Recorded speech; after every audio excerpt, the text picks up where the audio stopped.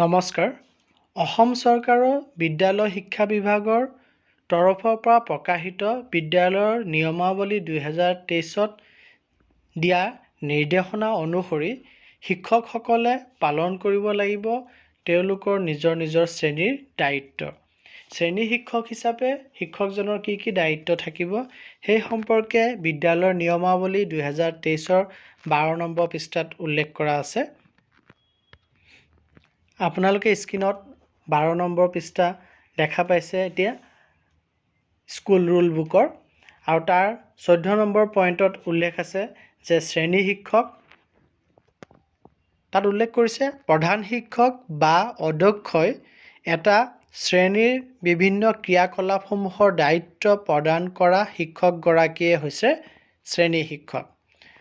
আৰু তাৰপিছত ক খ গ ঘ বুলি উল্লেখ কৰি পেলাই দিছে যে বিদ্যালয়ৰ প্ৰধান শিক্ষক বা অধ্যক্ষই জ্যেষ্ঠতা বিষয় বা বিভাগ নিৰ্বিশেষে এগৰাকী শিক্ষকক কোনো এটা শ্ৰেণী শিক্ষক হিচাপে দায়িত্ব অৰ্পণ কৰিব। শিক্ষকসকলৰ মাজত শ্ৰেণী শিক্ষকৰ ভাগ বতৰাটো সাল সলনিকৈ দিব লাগে।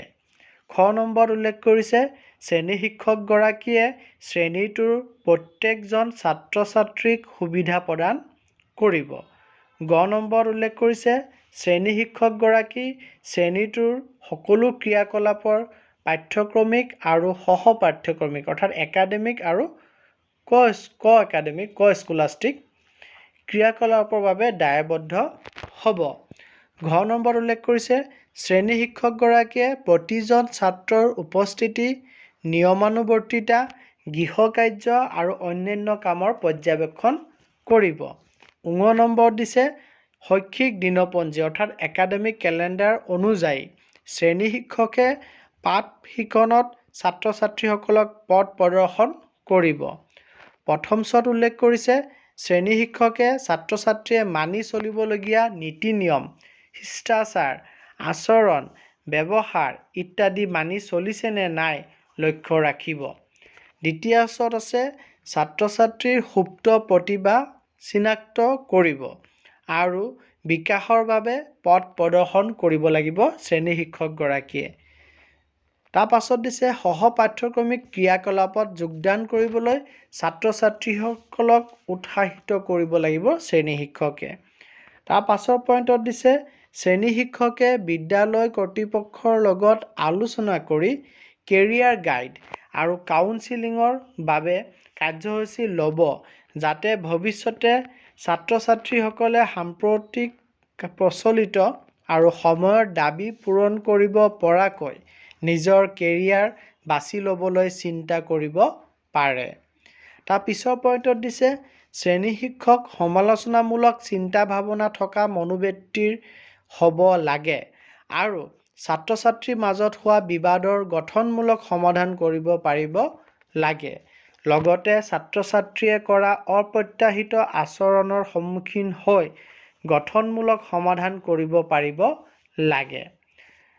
তাৰ পাছৰ পইণ্টত দিছে শ্ৰেণী শিক্ষকে ছাত্ৰ ছাত্ৰীৰ মাজত সহযোগিতা বৃদ্ধি কৰি জ্ঞানৰ আদান প্ৰদান, দক্ষতাৰ বিকাশ, কিতাপ, নথি, টোকাৰ আদান প্ৰদান ইত্যাদি কৰিবলৈ দলপতি বা সমন্বয়কৰ ভূমিকা পালন কৰিব লাগে। তাৰ পিছৰ পইণ্টত দিছে শ্ৰেণী শিক্ষকে শিক্ষামূলক ভ্ৰমণ, ক্ষেত্ৰ ভ্ৰমণ, দলীয় ক্ৰিয়াকলাপ আদিৰ নেতৃত্ব কৰিব।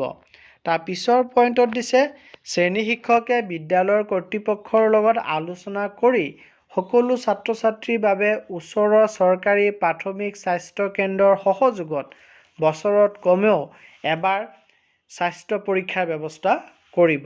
শ্ৰেণী শিক্ষকে প্ৰতিজন ছাত্ৰ ছাত্ৰীৰ স্বাস্থ্যৰ নথি কাৰ্ড ৰাখিব অৰ্থাৎ তেওঁলোকৰ যি হেল্থ কাৰ্ড থাকে সেইখিনি ফিল আপ কৰি সেইটো নিজৰ কাষ্টডিত ৰাখিব লাগিব।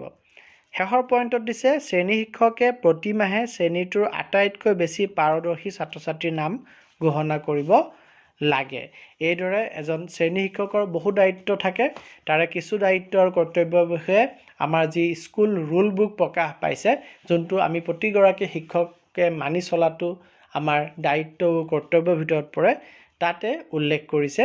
গতিকে প্ৰধান শিক্ষকসকলৰ দায়িত্ব এই বুলি যে তেওঁলোকে প্ৰত্যেকটো শ্ৰেণীতে একোজনকৈ শ্ৰেণী শিক্ষক দিবলৈ চেষ্টা চলাব লাগিব আৰু সেই শ্ৰেণী শিক্ষকসকলক তেওঁলোকৰ দায়িত্ব আৰু কৰ্তব্য তেওঁলোকে পালন কৰিব পাৰিছেনে নাই এই ক্ষেত্ৰত নজৰ দিয়াৰ লগতে শ্ৰেণী শিক্ষকৰ লগত সহযোগিতাৰে আগবাঢ়িব লাগিব আৰু শ্ৰেণী শিক্ষকগৰাকীয়ে নিজৰ দায়িত্ব আৰু কৰ্তব্য বুজি লৈ সেই দায়িত্ব কৰ্তব্য পালন কৰি তেখেতৰ শ্ৰেণীটোৰ উৎকৃষ্ট সাধন কৰিবৰ কাৰণে প্ৰয়াস চলাব লাগিব ইনফৰমেশ্যনখিনি ইম্পৰ্টেণ্ট বুলি ভাবিলে কাইণ্ডলি শ্বেয়াৰ কৰিব আৰু চেনেলটি যদি এতিয়াও ছাবস্ক্ৰাইব কৰা নাই কাইণ্ডলি ছাবস্ক্ৰাইব কৰিব ধন্যবাদ